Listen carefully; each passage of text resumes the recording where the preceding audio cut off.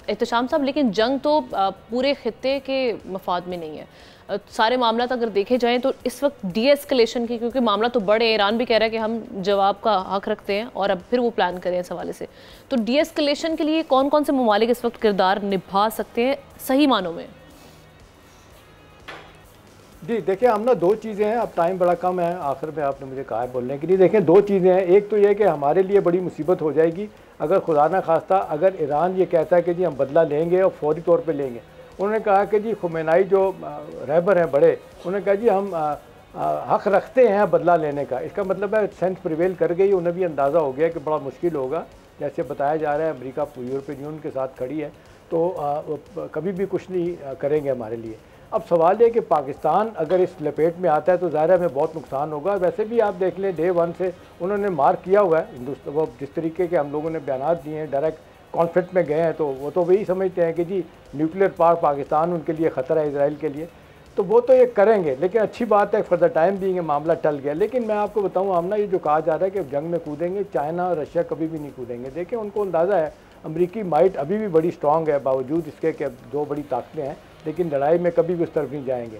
अभी यूक्रेन में जिस तरह लड़ाई हो रही है, पुतिन को फंसा दिया गया। पुतिन एक चीज़ है कि डेस्परेशन में वो कहते हैं कि मैं एटम बम भी इस्तेमाल करूँगा, और अमेरिका ने असला तो दे दिया, F-16 भी दे दिए यूक्रेन को, बड़े ज़बरदस्त हथियार भी दे दिए, लेकिन उनको कहा है कि आप रूस के अंदर जाके हमले नहीं करेंगे। उनको अंदाज़ा ऐसा किया तो वो यूरोपियन यूनियन पे हमला करेगा। तो मेरा ख्याल है फिलहाल तो अमेरिका ने ट्रैप किया है पुतिन को, और पुतिन साहब फंस गए हैं। जो कह रहे थे कि मैं फ्यू वीक्स में मैं कब्जा करके आ जाऊँगा, वो नहीं हुआ। अब ये जंग आगे बढ़ती है, कितनी बढ़ती है, तो अमेरिकन तो बहुत दूर बैठे हैं, 10,000 दूर बैठे हैं, वो तो ऑप्शन डिफरेंट लेते रहेंगे।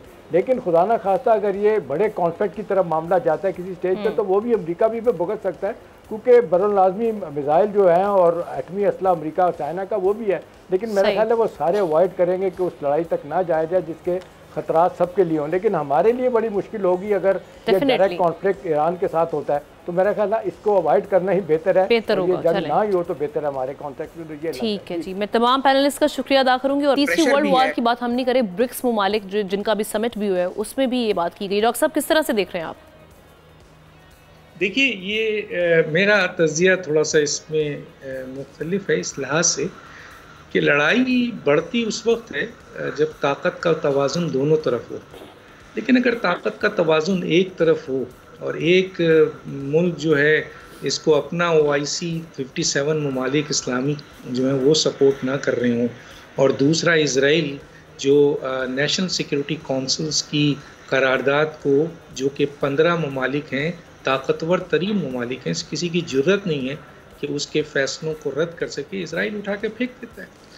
उसके पीछे वजूहात है इसलिए कि इसराइल को सपोर्ट हासिल है अमेरिका की, इसके अलावा कई यूरोपियन कंट्रीज़ की, कई अहम तरीन ममालिक की, इवन कई अरब कंट्रीज़ की भी सपोर्ट है।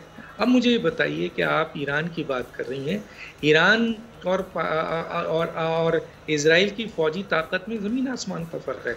उसके पास जदीद टेक्नोलॉजी है, जदीद असला है, जदीद चीज़ें हैं, सब चीज़ जदीद है। और यहाँ एक ईरान बेचारा बड़ी मुश्किल से उसने मिज़ाइल ये किए हैं और उसके बाद भी सैंक्शंस लगी रही है और उसको पीछे से कोई सपोर्ट नहीं है। अब जैसे रशिया है, कहा जाता है कि जी सपोर्ट करेगा, चाइना है सपोर्ट करेगा, लेकिन ये लोग सब मफादात के ममालिक होते हैं, ये अपना अपना फ़ायदा देखते हैं। अगर फ़ायदा नहीं है तो फिर गज़ा के अंदर जिस तरीके से वहाँ पे शहीद किया जा रहा है बच्चों को, मर्दों को, औरतों को, और वहाँ पर जो है वो आप नस्ल कुशी कर रहे हैं, दुनिया के अवाम चीख रही है, इवन कि यहूदी उस पर निकल के बात कर रहे हैं, लेकिन इसराइल कौन काबू कर सका? वो जब चाहता है आता है, 1000 अफराद मारता है, 70,000 हो जाते हैं, फिर 1 लाख हो जाते हैं, रेगुलर मार रहे हैं ना। और आप उसका क्या मुकाबला कर रहे हैं? वो 2-3 ऑर्गेनाइजेशन है, हमास उमास कभी कभी फायर कर देती है। ईरान ने चले किया, ईरान के पास ईरान के पास अच्छे मिसाइल्स हैं, उसने बनाया है, मेहनत किया है, लेकिन उसका मुकाबला आप इजराइल की फौजी ताकत से नहीं कर सकते। और उस वक्त जब अमेरिकन बैरी बड़ा भी आ जाता है तो यूके भी सपोर्ट करता है, तो फ्रांस भी आ जाता है, तो जर्मनी भी आ जाता है। तो आप ये बताइए कि इसके साथ कौन है? क्या पाकिस्तान ईरान के साथ खड़ा होगा? क्या सऊदी अरब ईरान के साथ खड़ा होगा? क्या और दूसरे ममालिक ईरान के साथ? लेकिन ईरान के जो ट्रेडिंग मामलात हैं चाइना के साथ या हम रशिया के साथ देखें, तो वो भी मीडिएशन का किरदार अदा नहीं करेंगे सारे मामले में?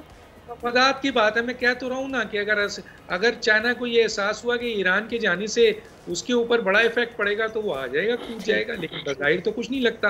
रशिया को अगर ये पता चला कि उनके मफादात का मामला है, अब ये मुझे बताइए ना, गजा में किस तरीके से मुसलमानों को मारा जा रहा है, किस तरीके से ईरान को अभी अमेरिका ने एक थ्रेट्स दिया बड़े सही, उन्होंने कहा कि जी ईरान का जो मिसाइल, क्योंकि खटक रहा है ना पाकिस्तान का मिसाइल और ईरान के अंदर जो मिसाइली सलाहियत थी, एटमी सलाहियत है, इसमें कोई शक नहीं है कि इसराइल भी एटमी कुव्वत हो चुका है और ईरान भी एटमी कुव्वत हो चुका है, लेकिन डिक्लेयर की बात आती है।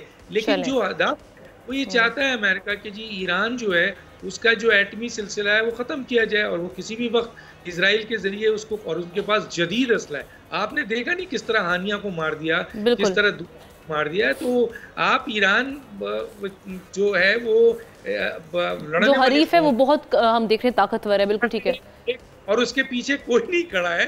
तो मुकाबला और थर्ड वर्ल्ड उस वक्त होता है, जंग दुनिया में जंगें उस वक्त फैलती है जब मुकाबले का हो। इसे बेचारे को मारेंगे और पानी भी नहीं देंगे, और हम और आप इसको सपोर्ट भी नहीं करेंगे। सब्सक्राइब करें और बेल दबाएं ताकि कोई खबर रह न जाए।